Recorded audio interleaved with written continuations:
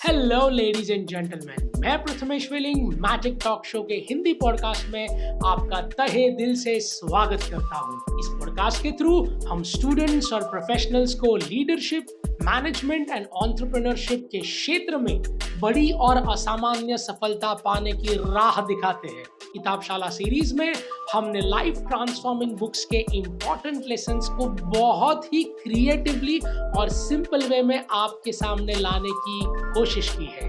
यानी कि पूरी किताब का सारांश सिर्फ 7 मिनट और 7 लेसन्स में। आगे बढ़ने से पहले मैजिक टॉक शो यानी के MTS पॉडकास्ट को फॉलो करें और बेल आइकन को प्रेस करना ना भूलें, जिससे आपको हमारे पॉडकास्ट के अपडेट्स लगातार मिलते रहे।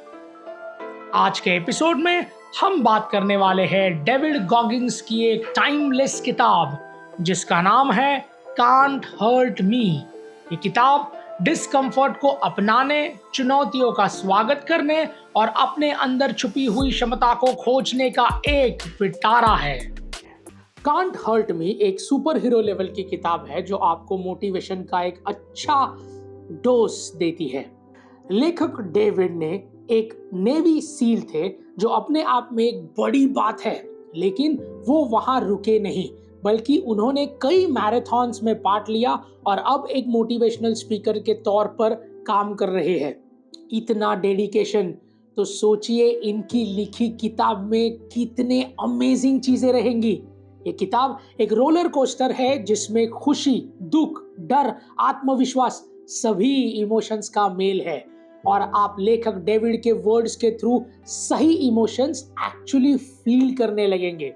लेखक अपनी लाइफ की जर्नी शेयर करते हुए ये बताते हैं कि कैसे कुछ चुनौतियों से इंसान पूरी तरह टूट जाता है, लेकिन लेखक की लाइफ में ये चुनौतियां आई तो उन्होंने चट्टान की तरह उनका सामना किया। ये किताब हमें इसी तरह कभी ना गिव अप करने की सीख देती है और जब आप इसे पढ़ लेते हैं तो आपको फील होता है कि आप परेशानी को हैंडल कर सकते हैं। चलिए फिर बिना किसी देर के चलते हैं कांट हर्ट मी के 7 लाइफ ट्रांसफॉर्मिंग लेसन्स की ओर। Lesson number 1, the 40% rule. इस रूल में लेखक गॉगिन शेयर करते हैं कि जब आप पूरी तरह से एग्जॉस्ट फील करने लगे, यानी कि आपको लगे कि अब बस मेरे से नहीं होने वाला, तब एक्चुअली असल में आप अपनी कैपेसिटी का सिर्फ 40% यूज कर रहे हैं।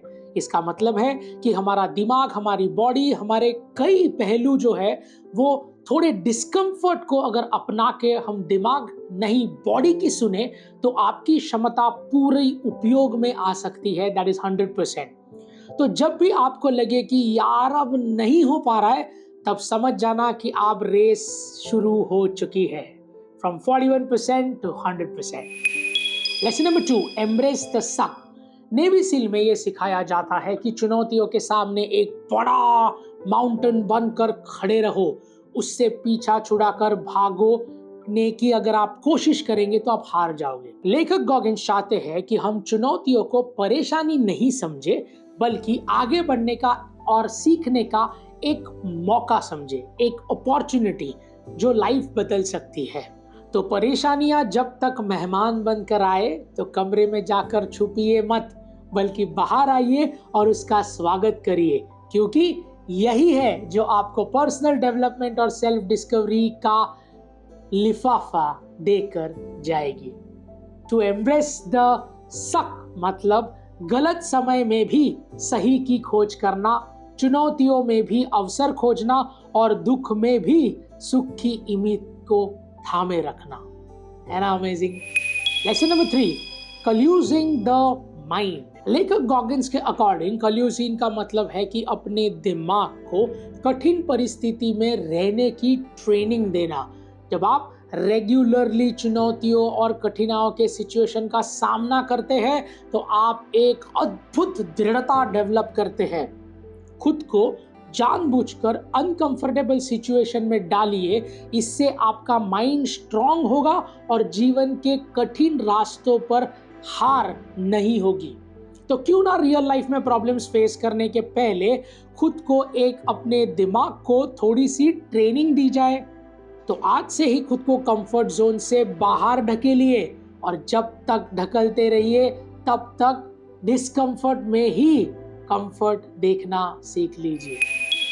लेसन नंबर 4, जवाबदारी का शीशा, द अकाउंटेबिलिटी मिरर। तो लेखक गॉगिन्स हमें अकाउंटेबिलिटी मिरर से इंट्रोड्यूस करवाते हैं, जो कि एक अमेजिंग कॉन्सेप्ट है जो हमें अपने ही डिसीजंस और एक्शन को देखने में मदद करता है। लेखक का मानना है कि जब आप अपने जीवन के लिए खुद जिम्मेदार बनते हैं तब ही आप सही और सकारात्मक निर्णय लेने की क्षमता बनाते हैं। ये खुद से अच्छा बोलने के बारे में सिर्फ नहीं है, और ये समझने के बारे में है कि आपकी चॉइस का आपके जीवन पर कितना गहरा प्रभाव पड़ सकता है। तो अकाउंटेबिलिटी मिरर आपको ये नहीं दिखाता कि आप बाहर से कितने अच्छे दिखते हैं, बल्कि वो आपको खुद को अंदर से देखने का मौका देता है। ये जान के कि मौका देता है कि जीवन में कहाँ खड़े हैं और आपको आगे का रास्ता भी दिखाता है। Lesson number 5, taking souls.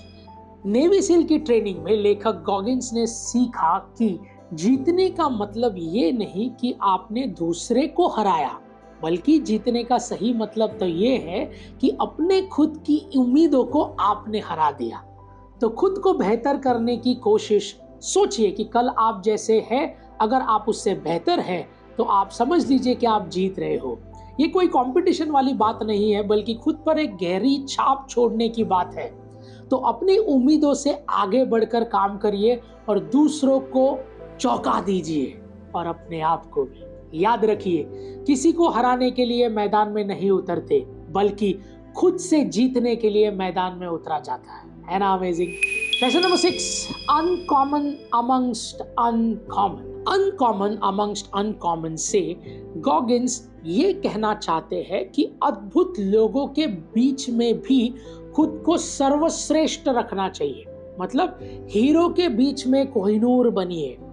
आप खूब मेहनत करिए और खुद का बेस्ट वर्जन बनिए, जो शायद आपने कभी नहीं देखा हो या कभी नहीं सोचा हो।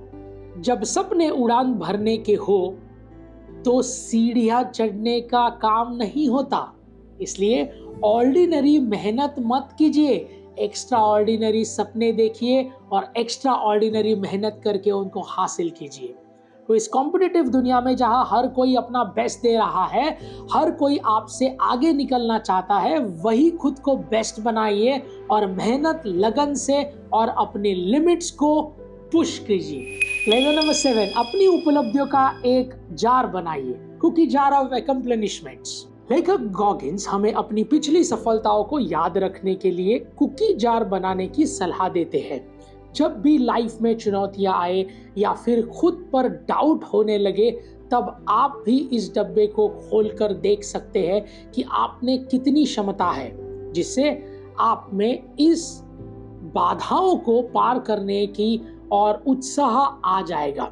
ये नकारात्मक समय में सकारात्मक एक मीठे डब्बे जैसा है, मतलब एक बॉक्स ऑफ स्वीट्स, जिसे खोलते ही आत्मविश्वास और दृढ़ता की मिठाइयाँ आपके पास जाती है।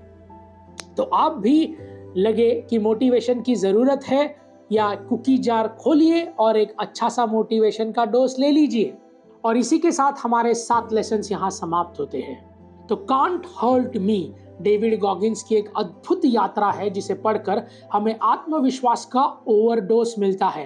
ये किताब डिस्कम्फर्ट को अपनाने, चुनौतियों का स्वागत करने और अपने अंदर छुपी हुई क्षमता को खोजने का एक पिटारा है। ये हमें सिखाती है कि चाहे रास्ते में जो भी बाधाएं आए, आप अपनी मेहनत और लगन से अपना बेस्ट वर्जन बना सकते हैं।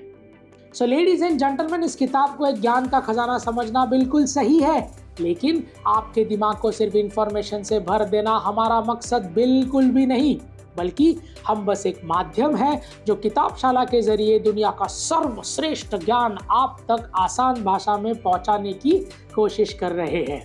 तो इस ज्ञान को सिर्फ ज्ञान ना रहने दें, इसे अपने रोजमर्रा के जीवन में इस्तेमाल कीजिए और अपनी जिंदगी को एक नई ऊंचाइयों तक लेके जाइए।